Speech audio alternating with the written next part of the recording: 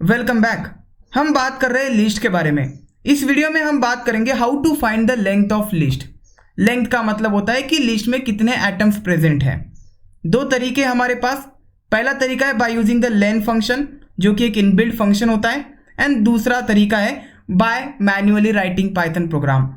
सबसे पहले हम लेन फंक्शन के बारे में बात करते हैं। मैं एक लिस्ट बनाता हूँ L1, इसमें कुछ एटम्स रखता हूँ, एक इंटीजर वैल्यू, एक फ्लोट वैल्यू, देन मैं रखता हूँ इसमें एक कॉम्प्लेक्स वैल्यू, एक स्ट्रिंग, एंड आप इसमें लिस्ट भी रख सकते हैं, which is called as a nested list.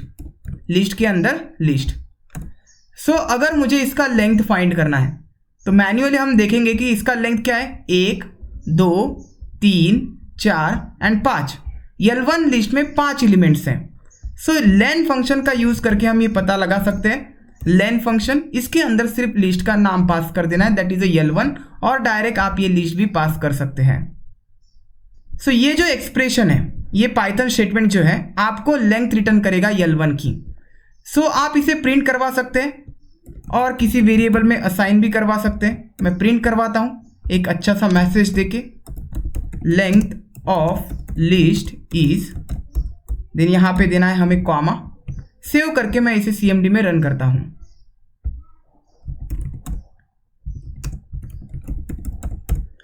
So desktop पे मेरा प्रोग्राम है, उस पाथ में आना है, एंड फाइल का नाम है that is example.py। So Python example.py, enter.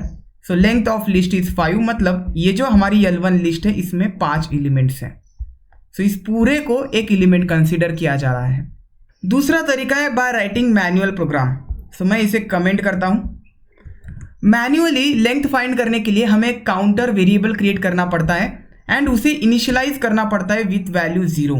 सो मैं काउंट वेरिएबल क्रिएट करता हूँ एंड इसे इनिशियलाइज करता हूँ विथ 0, क्योंकि जब भी आप काउंटिंग स्टार्ट करते हैं किसी भी चीज़ का तो आप 0 से काउंटिंग स्टार्ट करते हैं। अगर आपको पहला आइटम मिलता है तो आप बोलेंगे कि काउंटर 1 से इंक्रीमेंट करो, दैट इज 1। अगर फिर से आइटम मिलता है तो 2, फिर से आइटम मिलता है तो 3।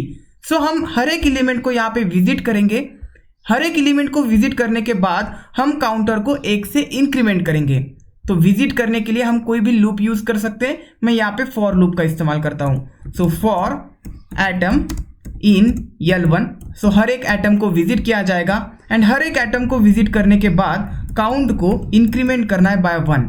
ये कंपाउंड ऑपरेटर है। आई होप कि आप मेरे पाइथन की सीरीज फॉलो कर रहे हैं। सो हर एक एटम के लिए हमने काउंट को 1 से इंक्रीमेंट कर दिया। देन मैं प्रिंट करता हूँ दैट इज लेंथ, मतलब number of atoms of list is, यहाँ पे कॉमा देना है एंड काउंट वेरिएबल लिखना है। सेव करके मैं इसे रन करता हूँ। रन करने के बाद आप देखेंगे कि आपको जो पहला आउटपुट मिल रहा था वही आउटपुट आपको यहाँ पे मिल रहा है। सो हुआ क्या, सबसे पहले काउंट वेरिएबल को इनिशियलाइज किया गया 0 से, देन फॉर लूप लगाया हमने, पहले एलिमेंट को विजिट किया गया 12, देन उसके लिए काउंट को 1 से इंक्रीमेंट कर दिया गया, 0 हो गया 1। देन नेक्स्ट एलिमेंट को विजिट किया गया एंड काउंट को कर दिया 2।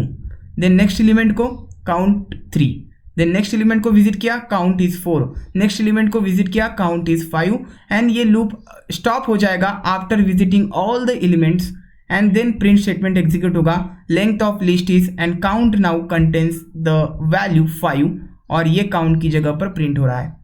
सो इस तरीके से आप मैनुअल प्रोग्रामिंग करके भी लिस्ट का लेंथ फाइंड कर सकते हैं। आपने जो इनबिल्ट फंक्शन यूज किया ना लेन, वहां पे भी यही कोड है, यही कोड एग्जीक्यूट हो रहा है फॉर दिस लेन फंक्शन।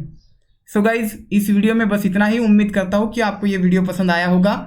अगर चैनल को सब्सक्राइब नहीं किया है तो please subscribe this channel. Will see you next time.